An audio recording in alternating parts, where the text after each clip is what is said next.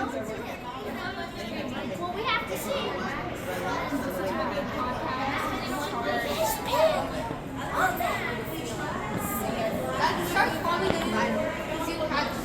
Good morning, Greensboro Science Center. My name is Dalton, and I'm here with the education team. And we are about to get started on our morning dive show. So it looks like our divers are approaching from the back. You might have seen them climb on in from that ladder and then move to the rope on the right, and that's the buddy system. We never ever swim alone, so we of course wait on our other diver friends to enter the water before we start doing anything. So here we have Katie, who we're going to be talking to today, and we also have Julio, who is also here with us today. Looks like he's doing a little bit of a trick for us, jumping over our coral. Hi. So this is Katie, and I bet you're all wondering, why is she in there? Why is she in there with our sharks? So why don't we ask her, what are you doing in our exhibit today? So she is going to be doing some cleaning. She's going to be smoothing out the gravel for us, keeping it nice and clean for all of our fish friends in here. So we do not use a living coral. We use an artificial to make sure we keep it safe. And so our divers have to come on in and scrub it up with a super fancy product I bet you've never ever seen. This is a scrub brush. We probably got it at Dollar General or Walmart. Anyone can get them. I bet you use them on your dishes and your toilets. And we use them to clean up our coral. So now let's ask, are you afraid of the sharks? Because I wouldn't want to go in there necessarily, but they seem to enjoy it. No, they are not afraid of our sharks. Now, of course, Katie and Julio, they are both trained and certified to know what to do with our sharks. We also know to respect their space, respect their boundaries. We never ever try to touch our sharks, any of our sea life. And you'll also see that our diver in the back there, he has a white PVC pipe, and it's an orange duct tape.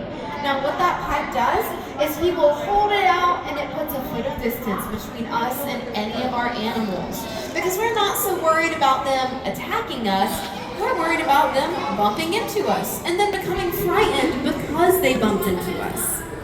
So what do we think? Do the sharks ever eat their fish friends? What do you think?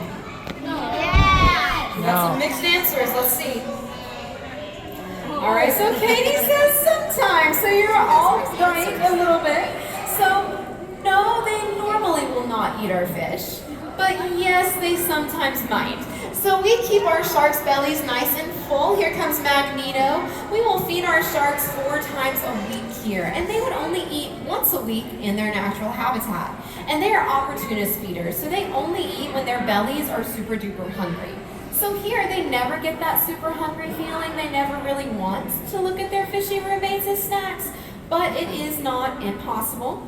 It has happened on occasion, and it's usually because our sharks notice that that animal is sick before we do, and they are trying to stop that from going down the population.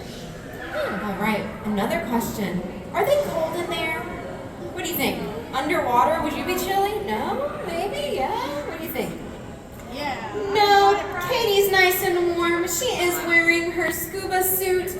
It is nice and insulated to keep her warm, goes all the way down her legs, even has little weights and booties on to keep her weighted to the bottom of our habitat here. And she's also wearing that scuba tank. And that is on her back here. It's that big metal tank. And what that does is it provides her with air. Because we can't breathe underwater, can we? No. And we keep it around 72 degrees Fahrenheit in our habitat, so it is a little chilly. Some of our divers that don't have any hair will say the top of their head will get cold. But Katie and Julio have a nice warm head of hair, and so they are nice and warm in there. All right, one more question for our divers. What is their favorite fish? Any of you have a favorite here? What's your favorite? A shark. Yeah, some of the sharks. Okay, let's see what Katie's favorite is. It is Silver Surfer, who is moving back there. He is our spotted eagle ray, and he is such a smart boy. It makes sense that he is Katie's favorite because he and Katie will train sometimes. He learns tricks, and when he's commanded by Katie, he can spin in a circle. So I don't know if he'll do it in here right now because she doesn't really look like herself, but we'll see. anyone like to give our divers a high five today? Yeah? So if you want to gently come up to the glass, let me ask her if she's good with a high five. Here she comes. Gently put your hand on the glass and she will come on up and say hello to you. Awesome. Awesome job, everybody. Our divers love to say hello to you all. Some of them will even play rock, paper, scissors. Looks like somebody lost a shoe. We gotta go to the Let's have the people sit down and have a turn. Oh yeah, and that's why we have that teamwork, because you'll see that Magneto just swam a little close. And we've got that bar to remind us and to remind them that we are standing here. Please don't bump into us. All right, so let me thank Katie so she can know that she can move on with her cleaning if she does look back. If not, it looks like she knows what to do. So she's getting started on her cleaning now. And we're going to have our second diver keep watching out, and that is such an important job. Now, you may think it's important because of our sharks, and that is true. Magneto here, the larger of our two female sandbar sharks, she comes in at a little over 6 feet. And we also have Lex Luthor, and Lex Luthor you can spot. She has white spots on her body. And we're not quite sure what's caused those spots, but she did come to us that way in 2013 from the Georgia Aquarium. She also came to us with a jaw that sticks out just a little bit. And we're not sure what causes those spots or jaws.